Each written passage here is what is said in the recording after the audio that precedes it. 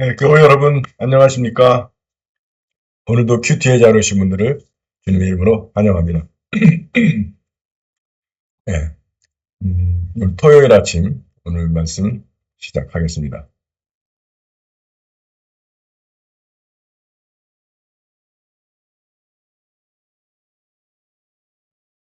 아이고. 네, 오늘의 예시는 민수기 9장 15절에서 23절, 8절 되는 짧은 구절입니다. 제가 읽겠습니다. 성막을 세우던 날, 구름이 증거의 장막, 곧 성막을 덮었다. 그러나 저녁이 되면 그 구름은 성막 위에서 아침까지 불처럼 빛났다. 그 구름은 그렇게 성막을 늘 덮고 있었으며 밤만 되면 불처럼 빛났다. 이스라엘 백성은 그 구름이 만남의 장막에서 거쳐 올라간 후에라야만 길을 떠날 수 있었다. 그리고 그 구름이 내려와 머무는 곳에 진을 쳤다. 이렇게 이스라엘 백성은 야훼의 말씀을 따라 길을 떠나고 야훼의 말씀을 따라 진을 쳤다. 그 구름이 성막 위에 머물러 있는 동안 그들은 진을 옮기지 않았다. 그 구름이 성막 위에 여러 날 머물러 있으면 이스라엘 백성들은 자리를 뜨지 않고 야훼께 예식을 올렸다. 그 구름이 성막 위에 며칠밖에 머물러 있지 않을 때도 있었는데 그럴 때에도 그들은 야훼의 말씀을 따라 진을 쳤다가 야훼의 말씀을 따라 자리를 뜨곤 하였다. 그 구름이 저녁부터 아침까지만 머물러 있는 때도 있었다. 그럴 때에는 아침이 되어 구름이 거쳐 올라가는 대로 그들은 길을 떠났다. 낮이건 밤이건 구름만 거쳐 올라가면 길을 떠났다. 혹은 그 구름이 이틀이고 한 달이고 한 해고 오래 성막 위에 머물러 있으면 이스라엘 백성은 진을 친 채 길 떠날 생각을 하지 않았다. 그 구름이 거쳐 올라가야 길을 떠났다. 이렇게 그들은 야훼의 말씀을 따라 진을 치기도 하고 길을 떠나기도 하였다. 야훼께 예식을 올려야 할 경우가 생기면 야훼께서 모세를 시켜 말씀하신 대로 올렸다. 아멘. 자, 관찰 무엇이 쓰여 있는가? 저는 구름의 인도를 받는 여정 그렇게 한번 잡아봤습니다. 제목도 비슷하게 될 건데 언제 출애굽 중 성막을 세우던 날 장소는 광야죠. 하나님과 이스라엘 백성들 그리고 여기서 중요한 게 성막이 중요하죠. 그리고 구름 무엇을 행군을 하고 지는 치는 일 어떻게 구름이 머물고 구름이 거침에 따라 왜 그들은 광야를 알지 못하기에 하느님이 친히 구름 통해 인도하시는 것이다. 자, 그러면 이것들은 무슨 의미인가? 네, 성막이 세워진 후부터 이제 구름의 인도가 시작이 되죠. 보호구가 시작이 되고 그래서 우리 마음의 성막이 세워지면 하나님과 동행한다. 성막이 뭐예요? 성막의 구조도 그렇고 성막의 기능도 그렇고 성막의 재료들도 모두 예수 그리스도를 상징합니다. 성막은 예수님이에요. 그러니까 성막 예수님이 완성되는 순간부터 이제 인도가 시작이 된다는 거예요. 성전은 성막을 기본으로 성전이 건축됩니다. 성전 틀 놓고 거기에 뭐 바깥들, 뭐 이방인들, 여인들 그렇게 만들어 놓은 거예요. 그리고 구속시설들 잠잘 때 뭐 이런 것들 만들어 놓은 게 성전입니다. 그러니까 성전은 성막 없이는 안 돼요. 그러니까 성막이 기본이고 그걸 더 조금 확대한 게 성전으로 보시면 됩니다. 그래서 예수님이 이 성전을 헐어라, 내가 사흘 안에 다시 짓겠다 하실 때 그 성전이 이때 예수님 당신을 나타내신 것이다. 음, 밤에는 불, 낮에는 구름으로 인도했다. 왜냐면 광야 생활이라고 하는 게 낮에는 영상 40도가 넘는데요. 낮에는 그래서 구름으로 햇볕을 가려줘야 돼. 이게 인도도 되고 보호도 되는 거예요. 근데 반면에 해가 지면 영하 10도가 된대요. 그래서 낮에는 열사병이나 일사병으로 쓰러질 수가 있고 밤에는 동사할 수 있다는 거예요. 영하 10도니까. 그래서 밤에는 불, 따뜻하게 보호해 주시고 낮에는 햇빛을 가려주는 구름으로 인도하시고 이게 광야 생활. 광야 그러면 흔히 우리 인생이랑 비교하잖아요. 우리 인생에 하나님께서 우리를 이렇게 보호해 주시고 인도해 주신다는 거예요. 성막이 우리 마음에 세워져야 구름이 내려오고 구름이 걷히고, 이게 구름이 내려오면 멈추고 구름이 걷히면 출발하고 사인이 된다. 비행기도 타보셨으니까 아시겠죠? 구름이라고 하는 것이 안개죠, 안개. 흐릿하게. 그러니까 인도하시는데 구름으로 인도하신다는 얘기 뭐냐면 흐릿한 가운데 인도하신다는 거예요. 그러니까 제가 그 토마스 머튼 얘기 많이 들었지만 그 사람이 천주교에서 최고 영성가인데 그 사람이 자기 거기 그 수도원은 봉쇄 수도원이에요. 들어가면 못 나와.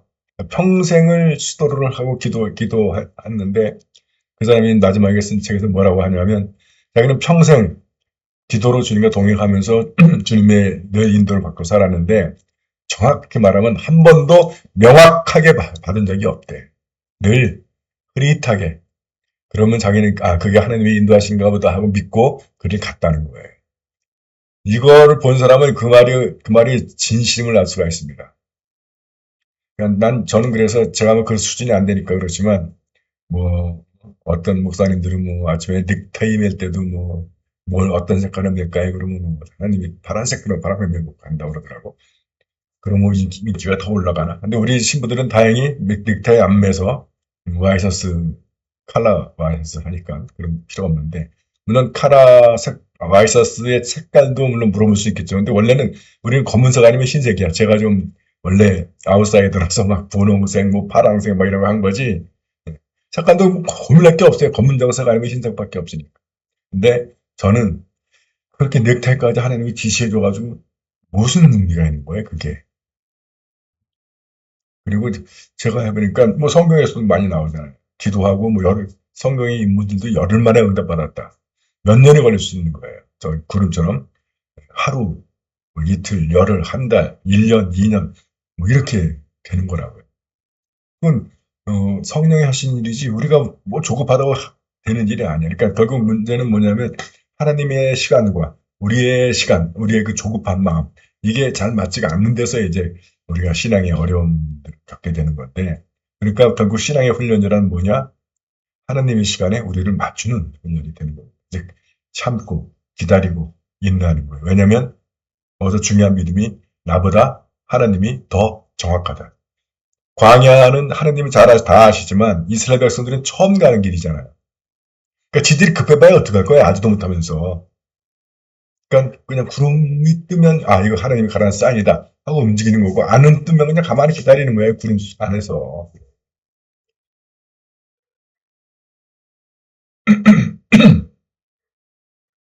때로는 하루, 한 달, 1년을 머물 때도 있었다. 그동안 기다리며 하나님을 예외했다. 적용 그것은 내게 무슨 의미인가? 그리스도를 내 안에 모셔 내 마음에 성전을 세우고 주님과 동행하는 생활을 하자. 원래 이 적용은 이렇게 끝나야 돼요. 뭘 하자, 뭘 하겠다 이렇게. 근데 전 여러분들을 염두에 두기 때문에 질문식으로다가 계속 문제를 뽑아내는 그 3번을 뽑아내는 건 잘못되는 거예요, 사실은. 동행하는 생활이라는 것이 뭐냐면 회개, 깨끗해야 되고 헌신, 말씀, 성찬, 순종. 이게 성곽의 구조도 이래요. 그 맨 앞에 계단이 있고 그 다음에 롯데아가 있고 그리고 롯데 그리고 제단이 있고 성막 안에 들어가 돼 있는 거. 그래서 씻고 죄를 회개하고 씻고 그 다음에 번제단에서 자기를 헌신하고 하나님 말씀과 성막 안에 들어가면 그 진설병, 성찬, 순종. 내 속도가 아니라 주님의 속도에 나는 이 광야 생활에 대해서 알지 못한다. 주님이 나보다 더 정확하시다. 속도가 아니라 방향이 요즘 너무 유명한 말이 되어버렸죠. 스페이스에 맞춰 고백해야 할지 뭐 여기 나오지 않지만 우리가 하나님의 시간을 기다리지 못하고 조급해하는 것, 뭐 그것도 하나 되게 돼. 이거 여기다 써놨구나. 붙잡아야 할 약속. 이렇게 그들은 야훼의 말씀을 따라 진을 치기도 하고 길을 떠나기도 하였다. 이것도 똑같네. 두 개 다. 네. 본받아야 할 모범. 순종해야 할 명령, 구름이 거치면 출발하고 구름이 머물면 멈추고 하는 것. 이것만 잘 하면 다시 큰 문제가 없죠. 근데 참 우리 인간의 마음이라든가 또는 우리가 살아가는 그 생활의 흐름이 이렇게 안 맞아. 네, 그때 바로 믿음의 선택이 있는 겁니다. 하나님의 을 따를 것인지 아니면 결국 내 필요, 내 요구에 의해서 움직일 건지. 그게 누구예요? 사울이잖아, 사울. 사울이 못 기다리고 사무엘이 와서 번제를 지내야 되는데 사무엘이 안 오는 거야. 근데 유감스럽게도 문제가 뭐냐 하면 사무엘이 안 오는데 자꾸 군사들이 도망가는 거야. 탈영을 하는 거야.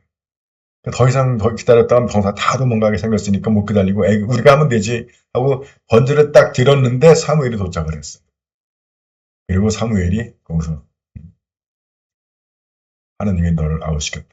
두 가지입니다. 그거 하나 타고 그다음에 아말렉하고 전쟁 가서 전리품을 갖다가 삥땅 친 거지. 한마디로 삥땅 쳤어.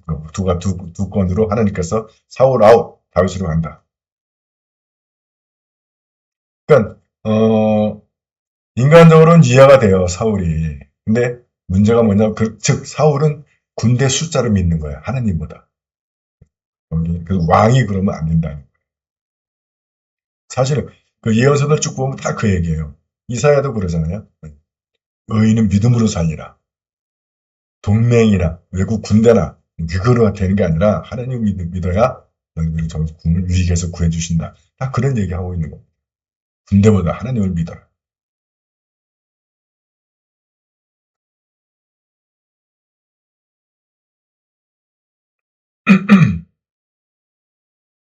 ABCD에 맞춰 제목 여러분은 어떻게 잡고 싶으십니까? 저는 주님과 동행하는 광야 생활, 감명 깊은 구절. 이렇게 이스라엘 백성은 야훼의 말씀을 따라 길을 떠나고 야훼의 말씀을 따라 진을 쳤다. 보존되는 말씀, 그 구름이 거쳐 올라가야 길을 떠났다. 쭉 아까 말씀드렸죠. 이거를 기다리는 게 내가 원하는 시간을 거쳐 올라가면 얼마나 좋겠어. 근데 그렇게 안 된다는 거예요. 이게 도전이 되는 거죠. 내가 이렇게 기다릴 수 있을까? 중요한 거죠. 그 구름은 그렇게 성막을 늘 덮고 있었으며 밤만 되면 불처럼 빛났다. 덮고 사실 그 개혁성에서는 불기둥이라고 되어 있는데 공동번역은 불처럼 빛났다고 되어 있어요. 근데 이 광야 생활을 이해하면 불기둥으로 해석하는 게 맞는 겁니다. 그래서 이 성막은 이스라엘 백성의 한가운데 있어요. 예수님은 우리 삶의 한가운데 계시는데 우리 마음의 한가운데 모셔야 한다는 사인이죠. 기회가 되면 성막도 한번 좀 다뤄야 되는데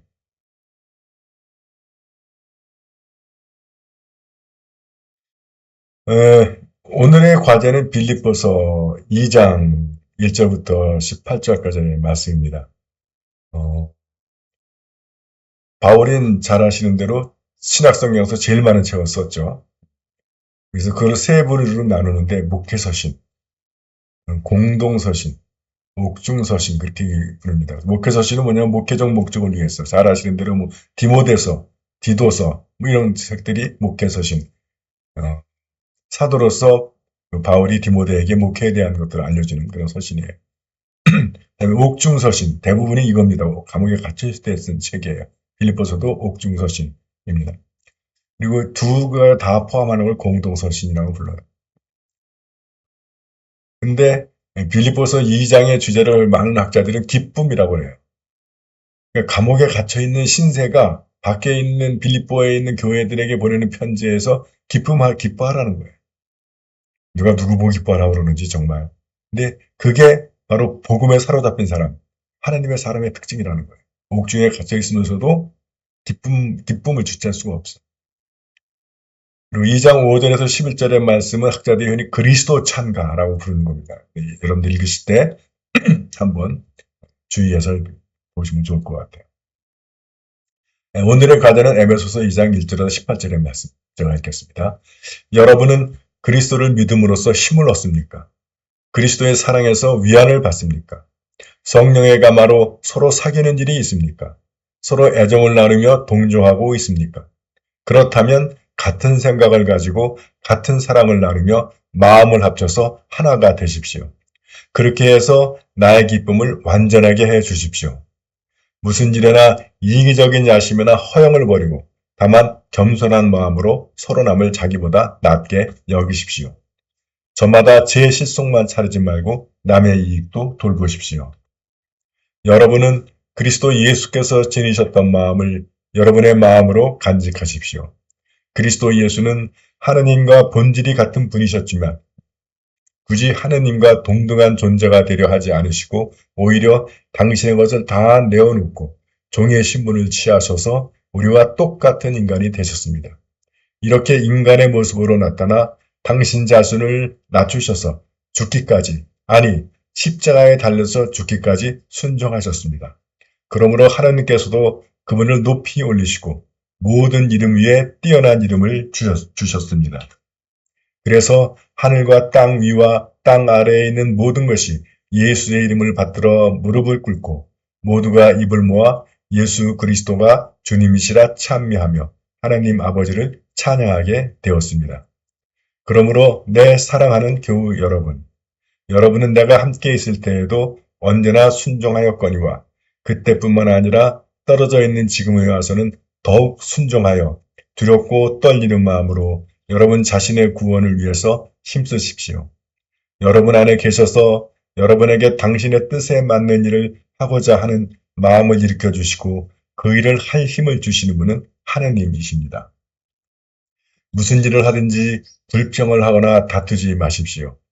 그리하여 여러분은 나무랄 데 없는 순결한 사람이 되어 이 악하고 삐뚤어진 세상에서 하나님의 흠없는 자녀가 되어 하늘을 비추는 별들처럼 빛을 내십시오. 생명의 말씀을 굳게 지키십시오. 그래야 내가 다른 질 치며 수고한 것이 헛되지 않아 그리스도의 날에 자랑할 수 있을 것입니다. 여러분이 바치는 믿음의 제사와 제물을 위해서라면 나는 그 위에 내 피라도 쏟아 부을 것이며 그것을 나는 기뻐할 것입니다. 아니, 여러분과 함께 기뻐할 것입니다. 그러니 여러분도 기뻐하십시오. 나와 함께 기뻐하십시오. 아멘.